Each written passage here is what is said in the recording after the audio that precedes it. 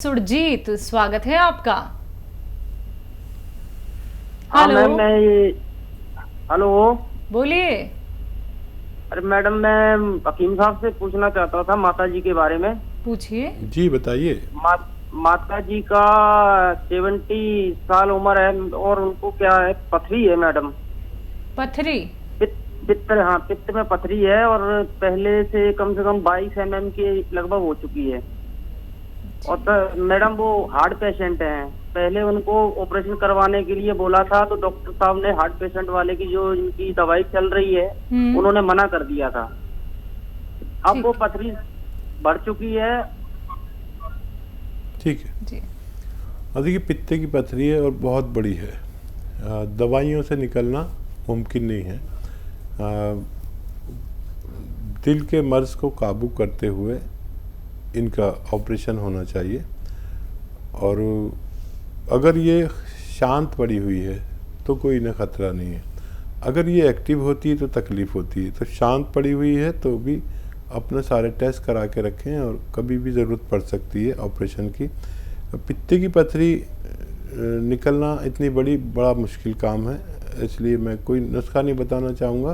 Kidney की पथरी कितनी भी बड़ी हो उसका निकल जाना आसान है। जी। पंजाब से अगले कॉलर हैं हमारे साथ, सुशीला जी, स्वागत है आपका। हाँ जी हाँ जी हाँ जी, नमस्कार जी। नमस्कार, बोलिए।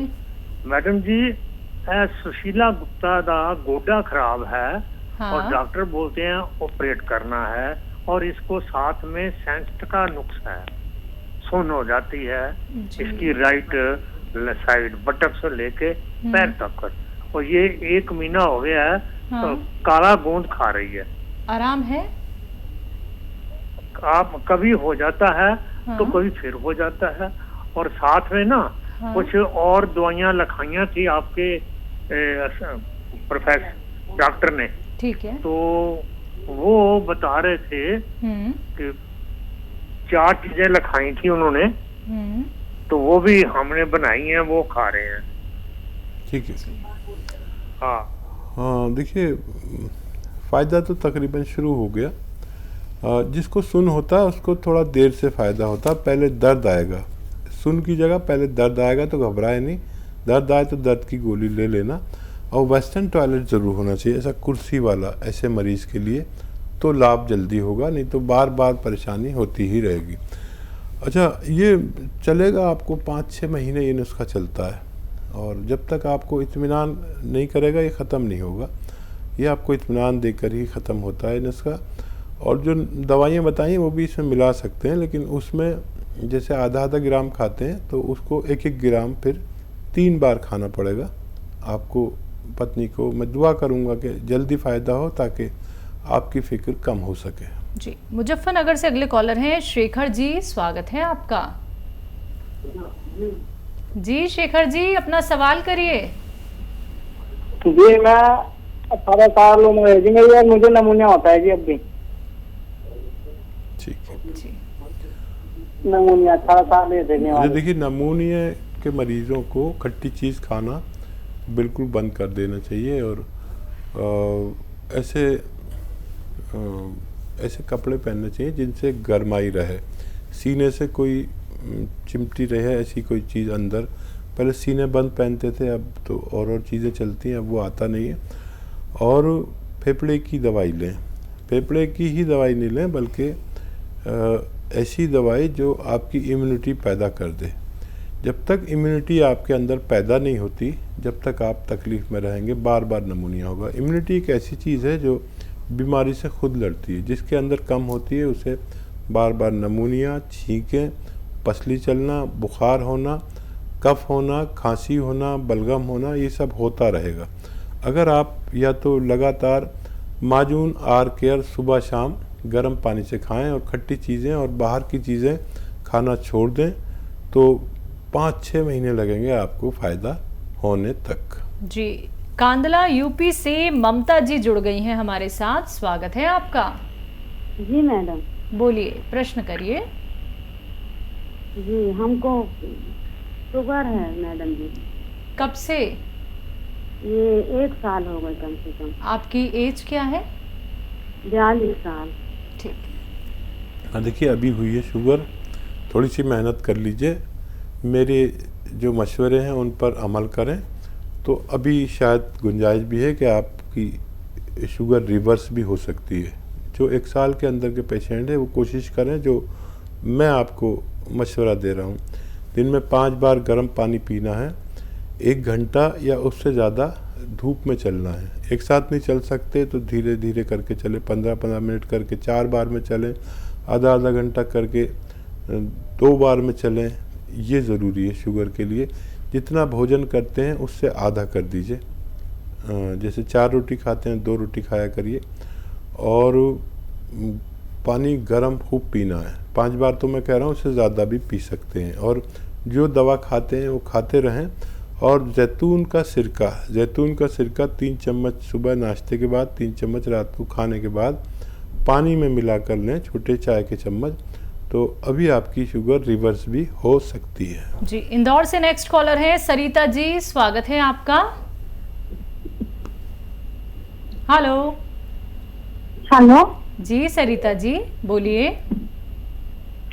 मैम, ऐसा है, मेरी मदर इन लॉ है, उनके ना हाथ पैर में हमेशा दर्द रहता है। ठीक है। और उनको एक्चुअली उनको ब्लड प्रेशर भी है और उनको थायराइड भी है, और एक पैर में उनको ना झुनझुनीपन बहुत रहता है। जी हाँ बेटा, देखो ऐसे ही ख्याल रखो अपनी सासू माँ का। बड़ा अच्छा लगता है जब एक बहू अपनी सास के लिए इतनी फिक्रमंद होती है, तो हमें लगता है कि हम भारत में वाकई रहते हैं। देखिए, उनके लिए 2 नुस्खे होंगे, या तो एक एक करके करें या अलग अलग। देखिए, पहले उनको नुस्खा दीजिए थायराइड का। वो जो गोली वो खाते हैं वो खाते ही रहें, जो भी डॉक्टर आप उनको देता है 1 बार या 2 बार, उसे नहीं छोड़नी है। और उनको धनिया 300 ग्राम और आंवला 100 ग्राम, मेथी 100 ग्राम और गोंद मोरिंगा 100 ग्राम, सफ़ेद वाला गोंद मोरिंगा सफ़ेद ही लेना है, लाल वाला नहीं।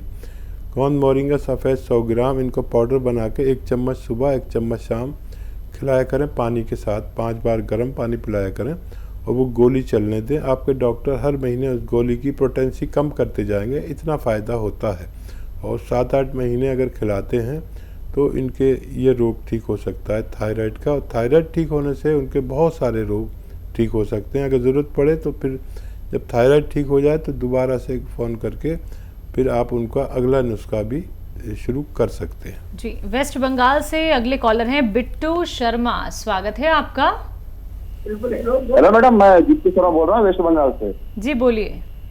मैडम, कह रहा हूँ कि हमारा पिताजी का एज है आपका 68। ठीक है। तो उनका जो है स्टोन हो गया है पेट में, है ना, एक 8 mm, एक 9 mm और एक है आपका 14 mm का। किडनी में है, किडनी में। हाँ मैडम, किडनी में और एक यूरिन में।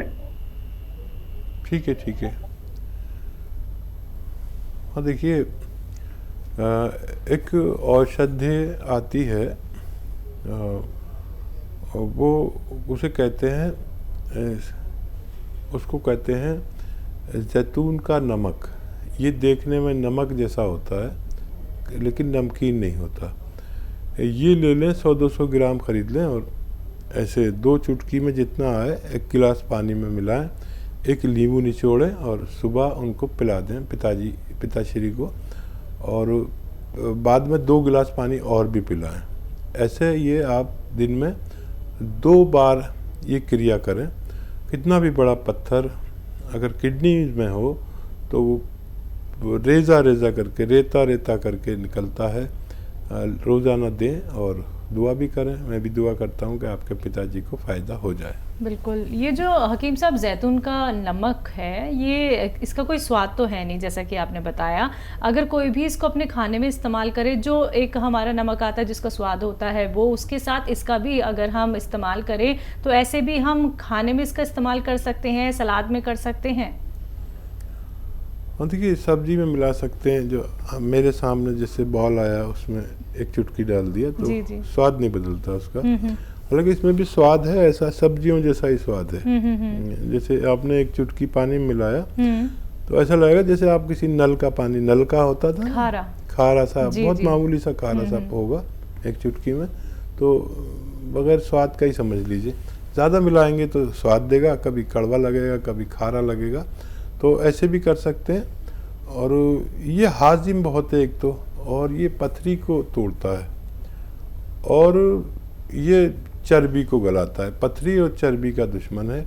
इन्फेक्शन को दूर करता है और पेट को आसान करता है, कब्ज़ को तोड़ता है, बवासीर को रोकता है, लीवर को बहुत तक़वियत देता है। अगर लीवर बढ़ जाए या लीवर फैटी हो जाए, अपना काम सही नहीं कर रहा हो, या किडनी में गंदगी बढ़ जाती है जिसकी वजह से डायलिसिस कराना पड़ता है, उसमें भी इसका फ़ायदा काफ़ी है। जी चलिए, इसी के साथ अगली कॉलर हैं हमारे साथ गुजरात से। स्वागत है आपका।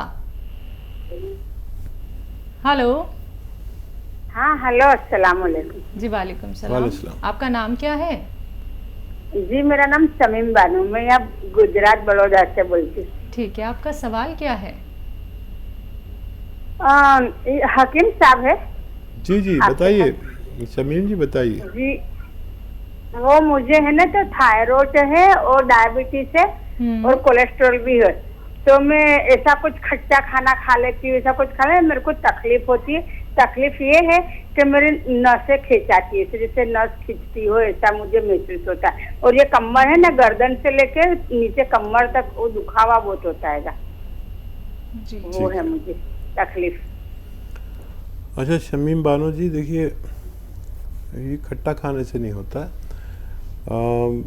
एक नुस्खा बता रहा हूँ, पहले वो कर लें, ये सब तकलीफ़ें आपकी चली जाएंगी। फिर थायराइड का करना, थायराइड का इलाज करते रहें। और capsule tea care, T for tiger, capsule tea care सुबह शाम खाना शुरू करें, और 1 महीने में भी फ़ायदा हो जाता है किसी को। लेकिन आप सबसे मेरी निवेदन है कि 3-4 महीने खाएं ताकि ये बीमारी जड़ से ख़त्म हो सके, आपको फ़ायदा होना मुमकिन है। जी उज्जैन से अगले कॉलर हैं शक्ति सिंह, स्वागत है आपका।